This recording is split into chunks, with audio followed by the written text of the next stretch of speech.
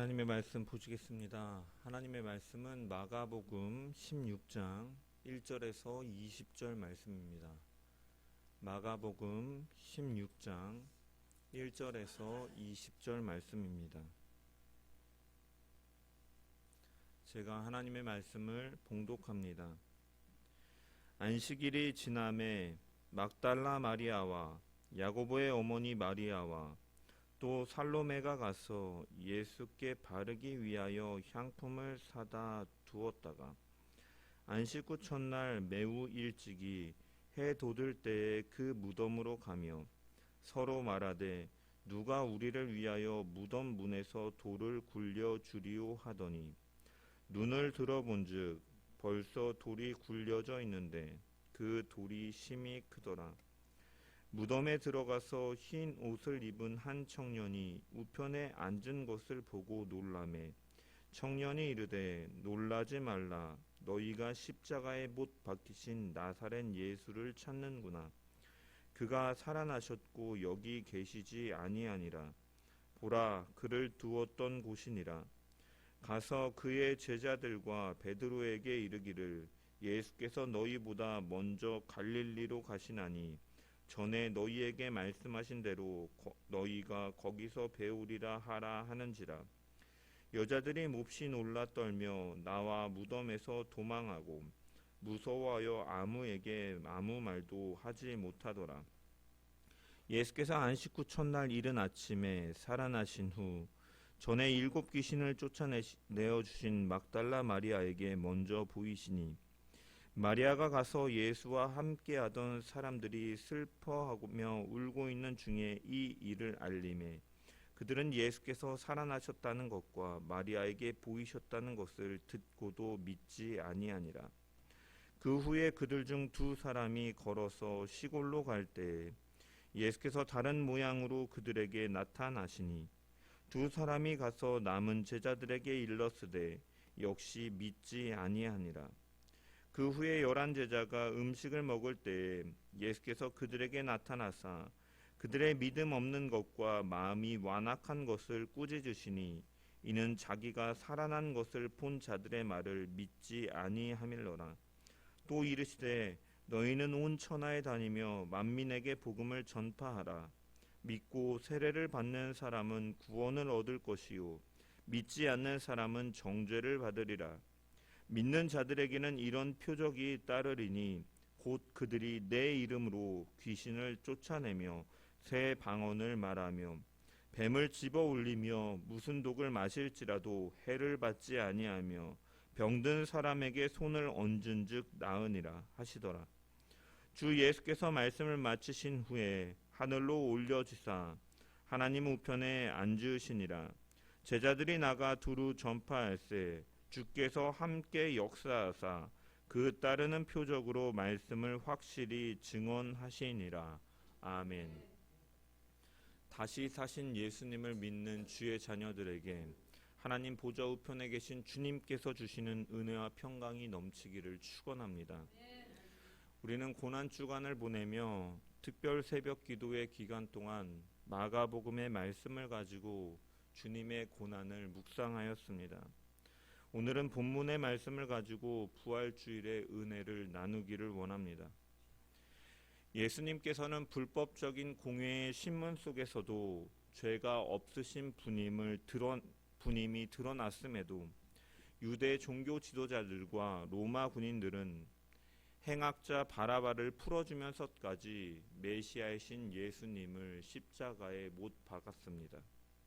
그리고 그 십자가에 달리신 예수님을 바라보며 자신들의 기대와는 달랐던 메시아의 모습 속에 대부분의 유대인들 역시 그 앞을 지나가며 희롱하였습니다. 이러한 고난과 희롱 가운데서도 예수님께서는 묵묵히 십자가를 향해 순종의 걸음을 옮기셨고 십자가에 달려 죽으심으로 하나님의 그 구속 계획을 다 이루신 것입니다. 그리고 십자가에서 흘리신 그 피는 모든 죄를 사하시는 보혈로서 우리에게 하나님께 나아가는 한 의로서의 사명을 감당하신 것입니다.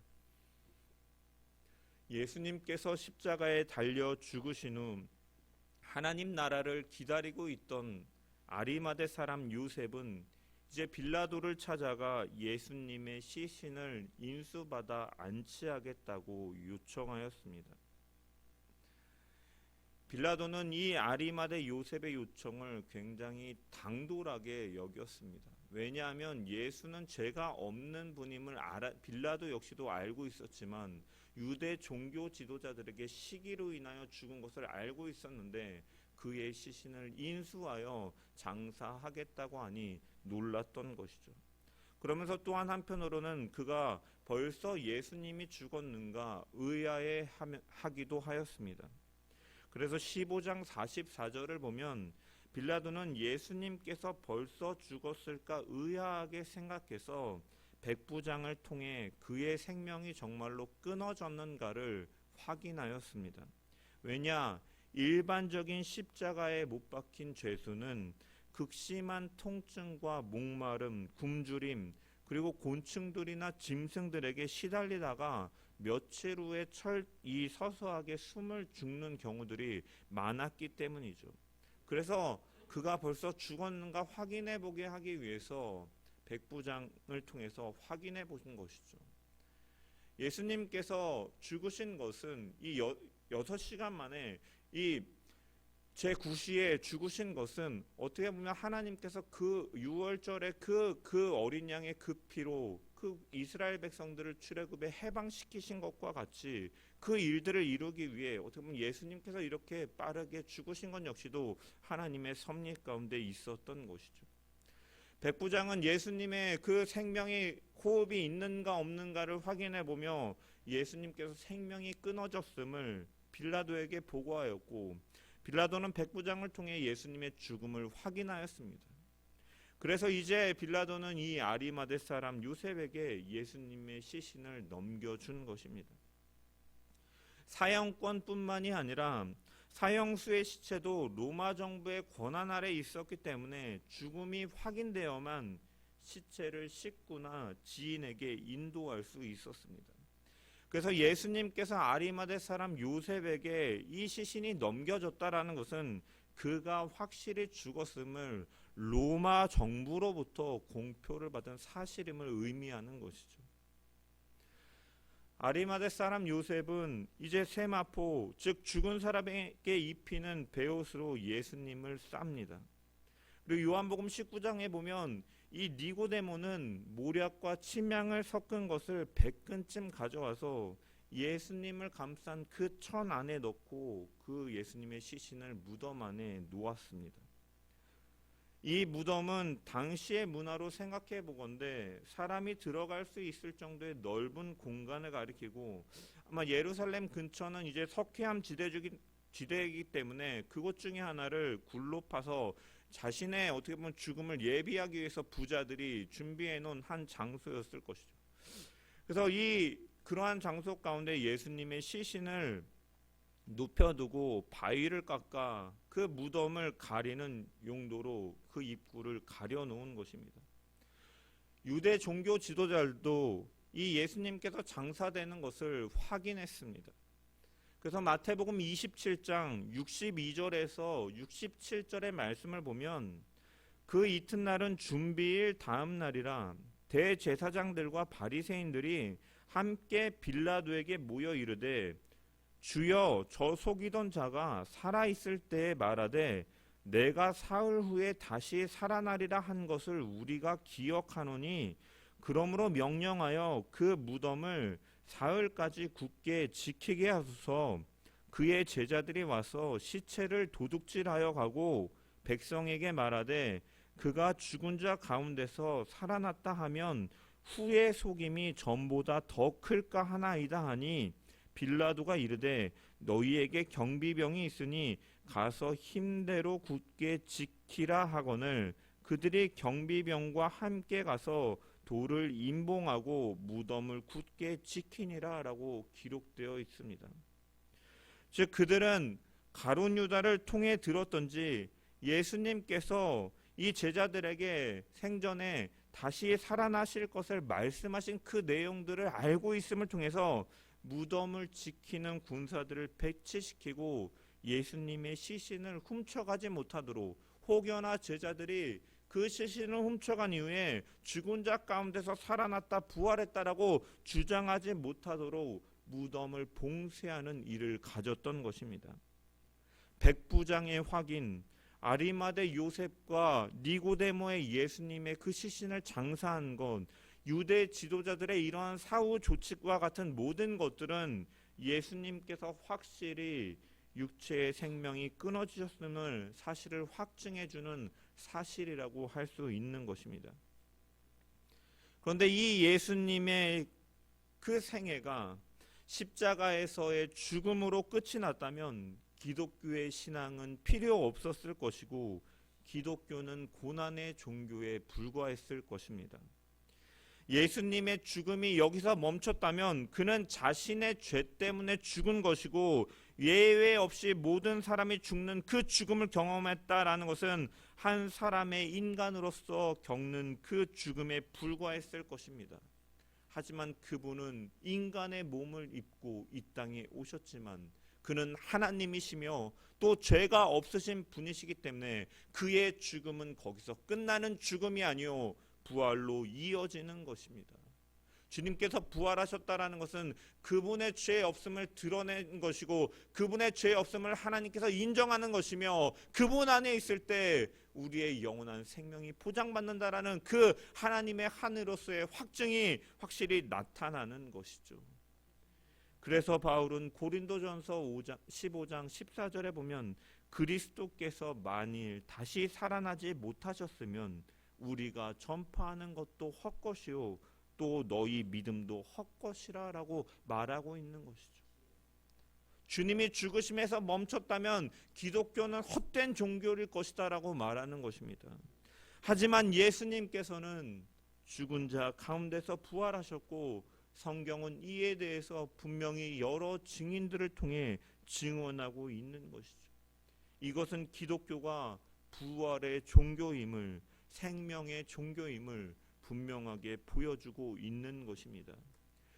이 예수님의 부활은 아담의 범죄 이후에 사단에게 모든 인류가 속박당했던 사망의 권세까지 물리치신 사건으로 하나님의 아들 되심을 분명하게 보여주는 사건인 것입니다. 이런 사단과의 영적 전쟁에서 승리하시고 우리를 그 지배 아래에서 해방시키시며 부활의 생명을 주신 주님이 그 부활과 승천의 복음을 그리스도인들이 마땅히 전해야 됨을 오늘 본문은 말씀하고 있는 것이죠. 주님은 분명히 부활하셨다. 그리고 이 부활의 사실을 믿는 너희는 가서 전해야 됨을 마가는 이렇게 연결해서 오늘 본문을 통해 말씀하고 있는 것입니다. 1절의 말씀을 보면 안식일이 지남에 막달라 마리아와 야고보의 어머니 마리아와 또 살로메가 가서 예수께 바르기 위하여 향품을 사다 두었다가 라고 기록하고 있습니다. 예수님께서는 십자가에 달리시기 전에 제자들에게 3일 만에 부활하실 것을 3차례에 걸쳐 예고하셨습니다. 이 마태복음에 따르면 아까 우리가 읽었던 것처럼 대제사장과 바리새인들은 조차 이것을 기억하고 과연 이 일이 벌어질까 그들은 불안해하며 긴장하는 마음으로 군사를 배치하고 기간을 보내고 있었죠.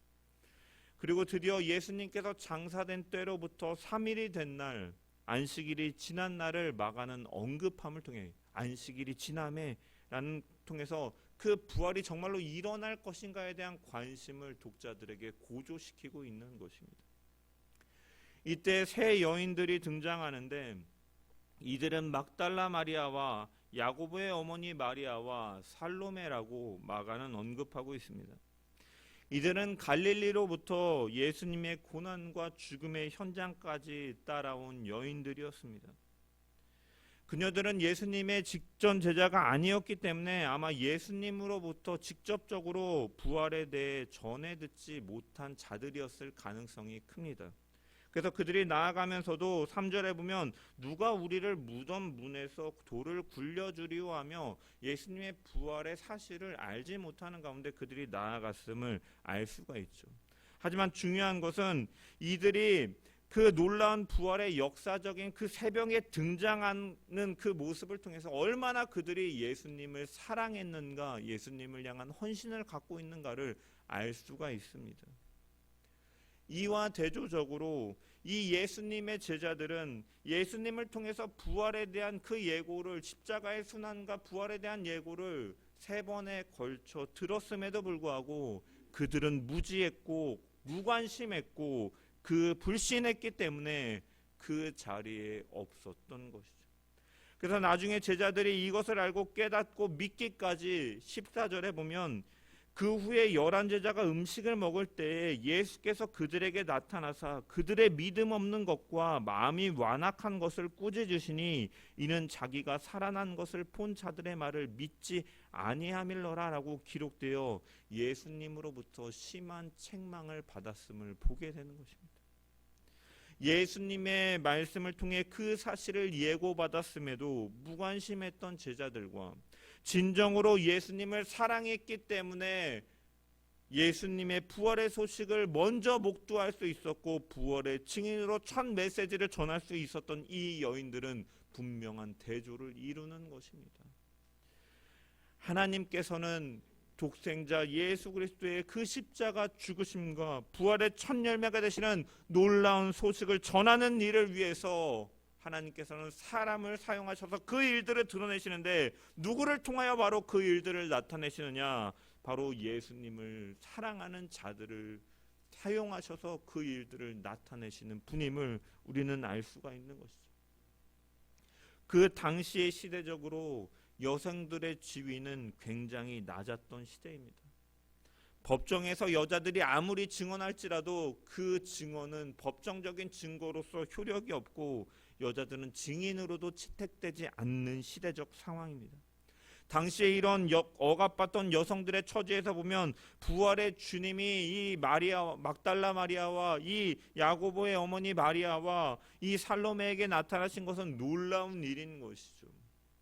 하지만 하나님께서는 예수님을 진정으로 사랑하는 자들을 통해서 이 부활 소식을 전하게 하신 것입니다. 우리는 이 제자들과 이 여인들의 대조되는 모습을 바라보면서 우리가 오늘날 예수님을 믿는다 하면서도 주님께서 다시 오실 것이라 약속하신 것, 그때까지 예수님의 증인으로 살면서 부활의 주님을 증거하라라고 말씀하신 그 사명에 대해서 관심 없이 잊은 채로 살아가는 자들 가운데 나 역시도 그 가운데 속하여 있지 않은지 우리는 점검해 보아야 합니다. 가장 가치 있고 보람 있는 인생은 어떠한 인생입니까? 목적대로 사용되어지는 것이, 어떠한 물건이 그 원래의 목적대로 사용될 때 그 물건이 가장 가치가 있는 것처럼 그 목적대로 쓰임받는 것이 가장 가치 있고 보람이 있는 일일 것입니다. 그리고 하나님께서는 우리를 하나님의 자녀로 삼으셨고 하나님의 은혜 속에서 주님을 믿는 믿음으로 부활의 영생을 갖게 하셨으며 그 주님 안에 거하게 하시고 그 부활의 증인으로 살게끔 우리에게 사명을 주신 것입니다.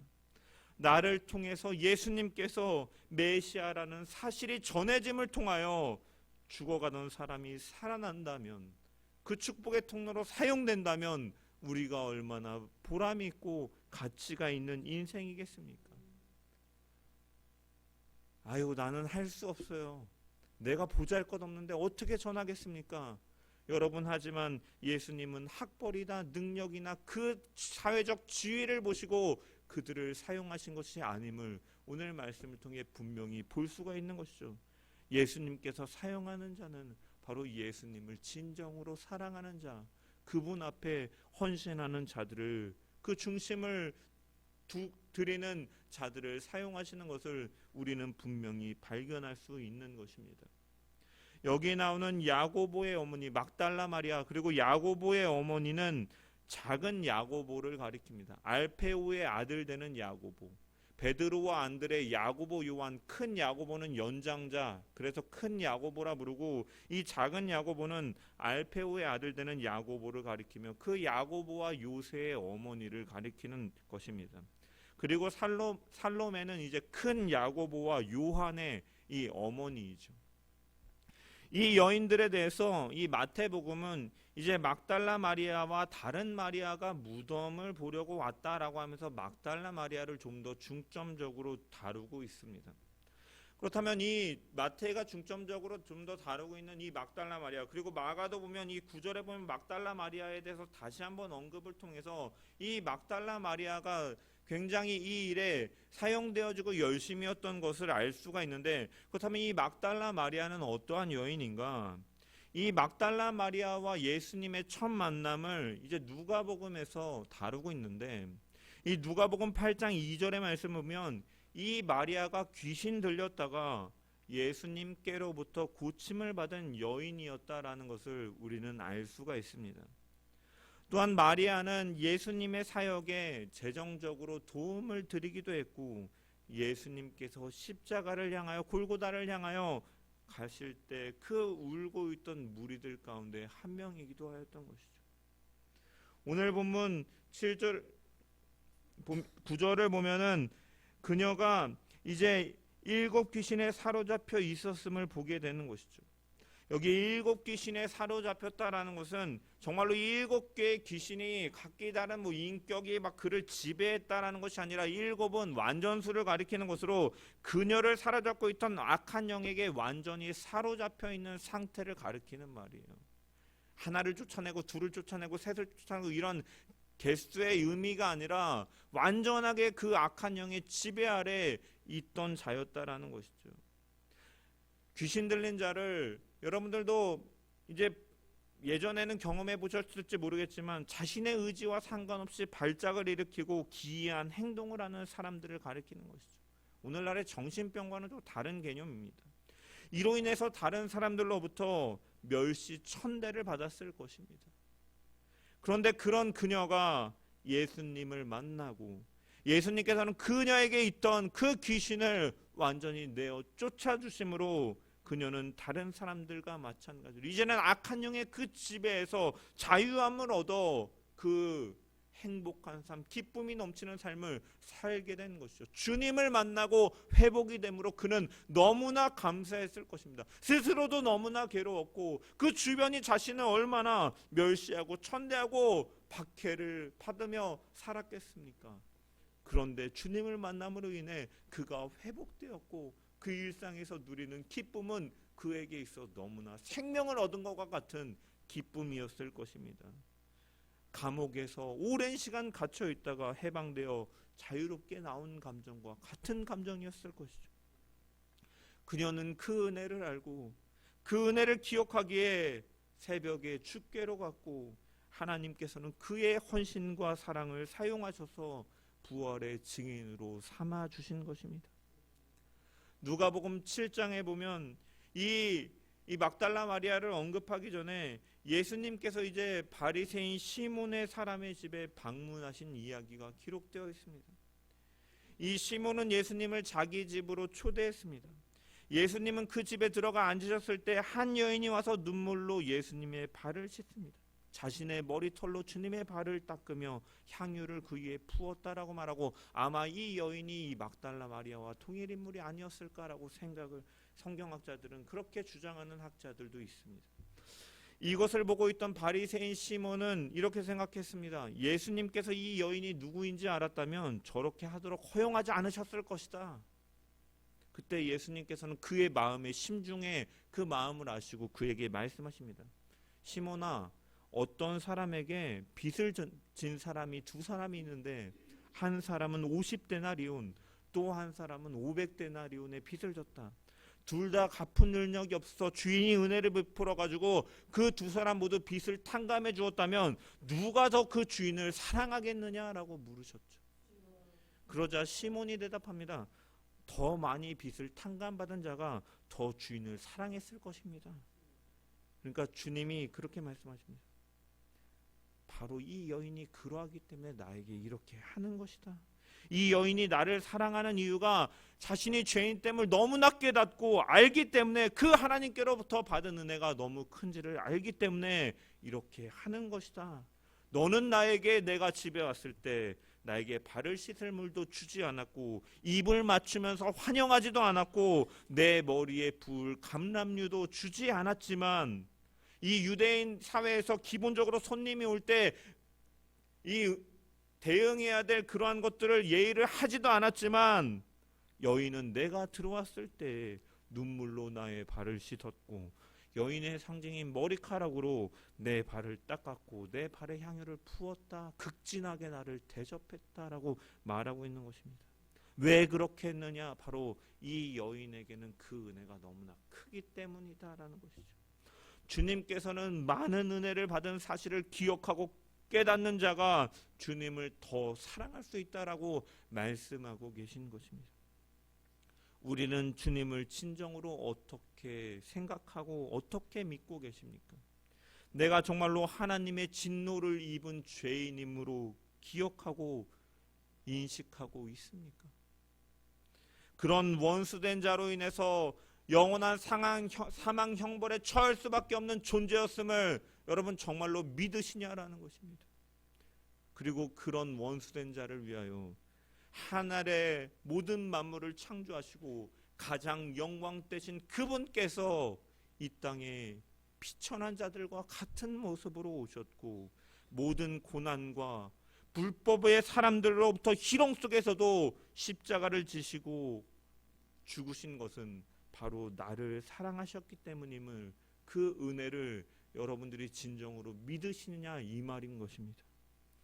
그리고 그 주님께서 다시 살아나심을 통하여 세상의 무엇과도 비교할 수 없는 영원한 생명을 우리에게 선물로 주신 것을 믿고 살아가고 있느냐, 우리는 점검해 봐야 될 것입니다.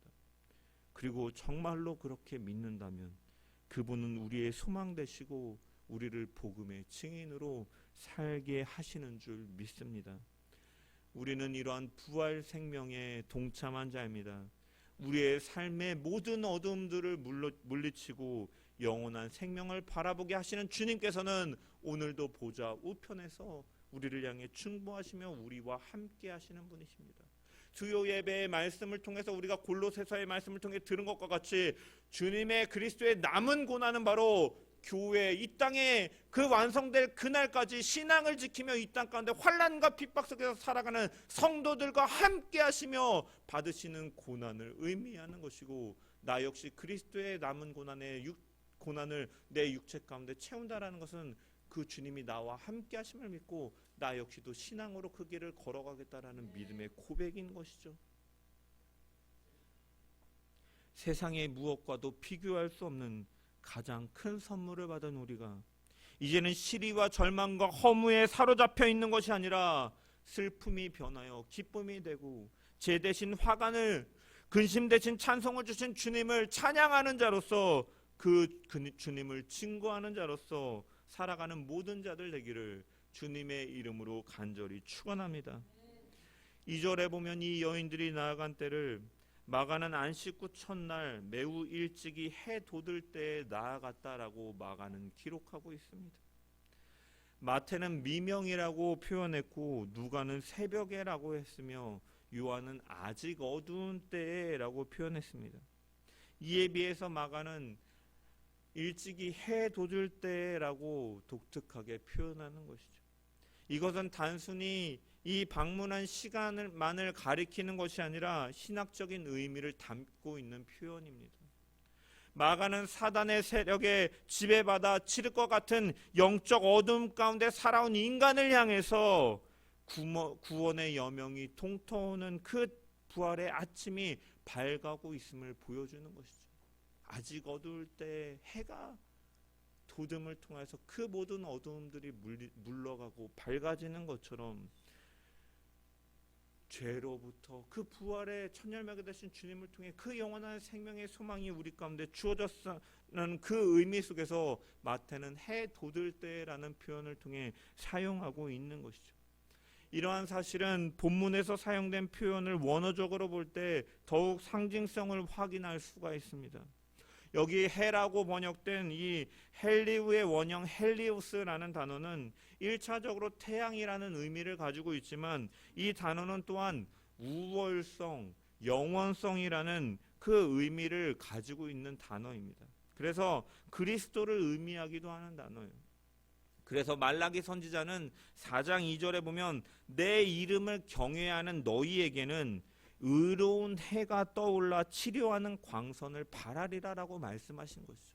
그 의로운 해, 모든 죄의 어둠을 물리치는 그 해가 바로 그리스도이심을 나타내고 그리스도가 오시고 그 부활해서 사망 권세 이기시고 승리하심을 선포하심을 통하여서 모든 구원과 회복이 이루어질 것을 예언하고 계시는 것이죠. 그런 측면에서 예수님의 부활은 예수 그리스도의 그리스도 되심을 강력하게 선포하는 것이고 동시에 사단이 지배하는 어두운 시대는 물러가고 그리스도께서 통치하는 새 시대임을 선포하고 있는 것입니다. 막달라 마리아는 예수님께서 귀신을 내어쫓은 후에 예수님의 제자가 되었습니다. 어두운 방에 빛이 들어오는 것처럼 밝아졌을 것입니다. 이런 예수님을 따랐고 그가 따라다니면서 본 것은 수많은 사람들이 귀신에 사로잡힌 상태에서 자유하게 되고 아픈 질병으로부터 치료를 받고 죄와 사망으로부터 구원받는 너의 죄를 사하노라 하시면서 주님은 죄를 사하실 수 있는 능력이 있으신 분임을 지켜보았습니다. 그런 주님께서 십자가에서 죽으셨을 때 그 십자가를 가까이 보면서 바라보던 마리아의 마음은 어떻겠습니까? 빛이 들어오면서 어둠이 사라졌는데 다시 태양이 지면서 어둠이 들어오는 것처럼 그러한 심경 가운데 있었을 것이라 생각할 수 있습니다. 마리아는 그런 어둠 가운데서 구원해내신 그 주님이 죽으셨구나라는 속에서 모든 희망이 깨어졌구나라고 생각할 수 있는 상황이었습니다. 저가 남은 구원하였으되 자신은 구원할 수 없도다. 그 조롱하는 소리가 비수처럼 자신의 마음 가운데 꽂혀왔을 것입니다. 그런데 무덤에서 천사를 통해서 듣고 너무 놀라 그는 일시적으로 그 사실을 아무에게도 전하지 못하였습니다. 주님께서는 그러한 마리아를 9절에 보면 찾아가신 것이죠. 그래서 직접 말씀하시는 것이죠. 부활의 주님의 음성을 그가 듣게 됩니다. 그래서 요한복음을 통하여 보면은 마리아가 양이 목자의 음성을 듣는 것과 같이 그 주님의 음성을 듣고 그 모든 어둠들이 물러간 것처럼 표현하고 있는 것이죠. 그분을 만나고 그녀는 확신에 찾고 그 주님을 진정한 그 죽음에서 승리하신 분이 정말 하나님의 아들이시는구나를 더욱더 확실하게 믿게 되었고 그는 그 사실을 제자들에게 사람들에게 전하는 자로 세워져 갔던 것입니다. 이 막달라 마리아는 주님을 향한 사랑이 있었고 헌신이 있었습니다. 그녀들은 이 향품을 준비해서 예수께 나아갔다라고 오늘 본문은 증언합니다. 예수님께서 장사될 때 아리마대 사람 요셉이 하는 것을 그들은 끝까지 지켜보았다라고 기록되어 있습니다. 성경은. 따라서 그 가운데 니고데모가 이미 많은 양의 향품, 몰약과 침향 섞은 이 향품 100근 정도를 이미 장례에 사용했음을 그들은 알고 있는 것이죠. 그럼에도 그들은 그럼에도 불구하고 향료와 향품을 준비해 두었고 안식일에는 시신을 접촉할 수 없었기 때문에 안식일이 지나자마자 새벽에 이 시신의 향료를 바르기 위해 나온 것이죠. 시신의 향료를 바르는 것은 무슨 의미입니까? 바로 사랑과 헌신과 존경의 의미인 거예요. 예수님을 사랑하는 마음, 헌신하는 마음으로 그들은 나아갔던 것이죠. 이 향품은 당시의 일반적인 풍습으로 보는 경우도 있지만 또한 단순히 조문에 사용되는 수준을 뛰어넘는 것으로 성경학자들은 해석하기도 합니다. 한 주석가는 시신의 향품을 바르는 것이 당시의 일반적인 장례의 모습은 아니었다. 서민들이 일반적으로 할 수 있는 일은 아니었다라고 말하면서 향품을 바르는 것은 왕의 시신에 행하는 절차였다라고 해석하기도 합니다. 따라서 향품을 준비했다라는 것은 예수님의 시신을 단순한 시체로 여기지 아니하고 하나님의 아들이요 만왕의 왕으로 여긴 신앙 고백적인 행동이었다라고 해석하는 성경학자들도 있는 것이죠. 어쨌든 이들은 이처럼 주님을 향한 전적인 사랑 속에서 헌신이 따르던 자였다라는 거예요. 그녀들이 헌신적으로 주님을 섬겼다라는 것을 누가복음은 또한 증언하고 있죠. 누가복음 8장 2절 3절에 보면 또한 악귀를 쫓아내심과 병고침을 받은 어떤 여자들 곧 7귀신이 나간 자 막달라인이라 하는 마리아와 헤롯의 청지기 구사의 아내 요한나와 수산나와 다른 여자가 함께하여 자기의 소유로 그들을 도왔다라고 헌신했다라고 기록하고 있죠. 그렇다면 이들은 어떤 일을 섬겼느냐? 누가복음 8장 1절에 보면 그 후에 예수께서 각 성과 마을에 두루 다니시며 하나님의 나라를 선포하시며 그 복음을 전하실세 이 여인들이 그것에 대해서 자기의 소유로 그들을 헌신했다, 도왔다라고 밝히고 있는 것이죠. 즉 예수님께서 메시아로 하나님의 복음을 전파하시는 그 일 가운데 이 여인들도 동참하여서 자신의 소유를 가지고 헌신적으로 도왔음을 우리는 알 수가 있는 것이죠. 자신들이 가진 시간과 자신들이 가진 마음과 자신들이 가진 정성과 자신들이 가진 물질과 자신들이 가진 모든 것을 가지고 예수님께서 메시아 되심과 복음이 증거되는 일에 최선적으로 헌신을 다했던 여인들이었고, 하나님께서는 이 여인들을 통하여서 이 독생자 예수 그리스도의 부활의 증언의 일에 주님께서는 사용하고 계시다라는 것이죠. 우리는 독생자 예수 그리스도께서 자신을 내어주심을 통하여 나를 위하여 대신 주고 그 죄값을 치르게 하신 그 사랑을 받은 우리는 그 주님 앞에 어떠한 모습으로 헌신하고 있는가 우리는 점검해 봐야 될 것입니다. 예수님의 이름을 부를 때 우리는, 예수님께 나아갈 때 우리는 어떠한 모습으로 주님을 찾고 있습니까? 예수님을 나의 어떠한 하나의 계획에, 아니면 내가 원하는 어떠한 목적을 이루기 위해 도와주실 수 있는 그저 조력자와 같은 분으로 그분을 바라보고 계십니까? 아니면 진정으로 나에게 생명을 주시는 분이기 때문에 정말로 나의 모든 주인이 되신다라는 고백 속에서 내가 가진, 내가 있는 모든 것을 다해 헌신하는 대상으로 주님을 주인으로 모시며 살아가고 있느냐라는 것입니다. 여인들에게는 열정이 있었습니다. 자신의 모든 것을 드릴 수 있는 열정이 있었던 것이죠. 하나님께서 사용하시는 사람은 이런 주님을 향한 헌신이 있는 자들을 사용하신다라는 것이죠. 예수님께서 5,000명을 보리떡 5개와 물고기 2마리로 먹이실 때 그 전에 작은 아이의 그 자신의 도시락을 내어드린 그 헌신이 있었고, 주님은 그것이 비록 보잘것없는 가난한 식사였지만 주님께 헌신하는 그 사람을 통하여서, 어린아이를 통하여서 놀랍도록 그 표적을, 기적을 이루신 것처럼 비록 부족하고 보잘것없는 우리라 할지라도 주님을 사랑하고 진정으로 헌신하며 나아갈 때 하나님께서 사용하심을 통해 못하실 일이 없는 놀라운 능력으로 나타나게 될 줄 믿습니다.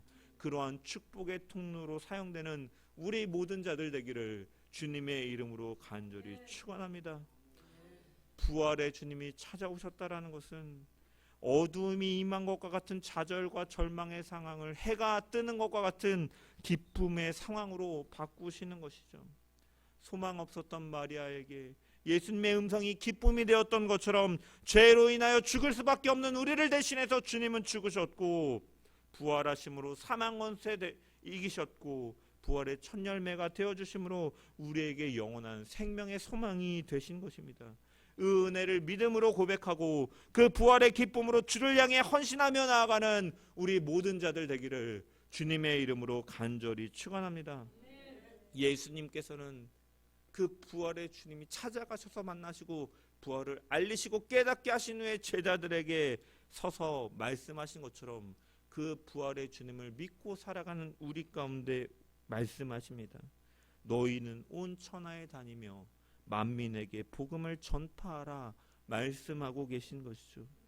이 말씀을 듣는 저와 여러분 모두는 예수님의 그 맡기신 사명자로서 예수님의 충성스러운 증인이 되어 하나님과 화목해 하라 하신 말씀을 온 세상에 널리 전하는 자들 되기를 주님의 이름으로 간절히 축원합니다.